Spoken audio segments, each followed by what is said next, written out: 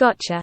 Hi, Daniel, and hello, Vocab Man listeners. This is Stephanie from the Geopats Language Podcast, here with another commonly used phrase, gotcha.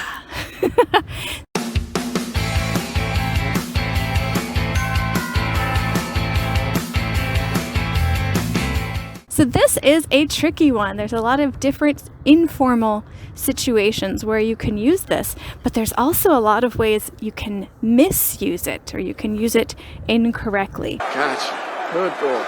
Gotcha.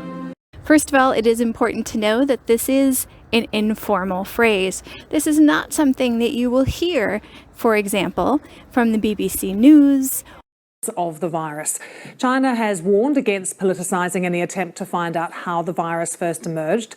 Mr. Biden's order highlights just how little we really do know about where the virus came from. or any formal setting, and probably not in a business English setting. Also, it's usually in response to someone asking you a question, and here's the trick. It's usually after something went wrong. When there was a question and answer, and the answer was wrong, then there's a question again, and the answer would be, gotcha. Gotcha. Gotcha. Gotcha. Okay, that sounds confusing. Let me give you an example. Okay, for example, if somebody says, so we're meeting at the train station at 7 p.m. And you say, no, actually it's 8 p.m. Remember, we changed it. And you say, oh, okay, so it's 7 p.m. Gotcha. So it means, yes, I understand. I've got it. I've got the information in my head. It will not leave. Yeah, so gotcha. And so gotcha is G-O-T-C-H-A is how it's spelled informally. And if you were to break it out into its different bits, it would be got you. Someone over there. I got you. We are the same. Yeah. But it changes spelling, obviously, when it's put all together in its informal form, G-O-T-C-H-A. Okay, so it can be used with all pronouns. I can say I gotcha. I can just say gotcha. You could say, okay, he gotcha. Like if you're saying something repeatedly to a waiter and you're being a little bit rude, your friend can lean over and say, hey, he gotcha. Stop. It's okay. It's understood. Another situation that I have personally been in is in an informal group meeting, like a college club group or something like that, where somebody is going on and on about something and they're not stopping, and you want them to stop, and you say, okay, we gotcha. Meaning, we understand, it's literally in our heads, please stop talking about it.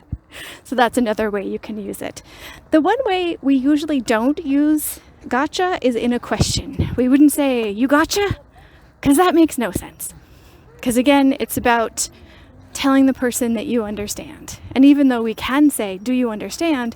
We usually don't say, I'd say 99% of the time, we do not say, gotcha? Nah, it just doesn't make sense. It's just not how we use it. Anyway, I hope that makes sense. And again, this is Stephanie from Geopats Language Podcast.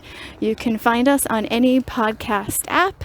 It's Geopats, Geopats. Thanks so much, Daniel, and bye, everybody.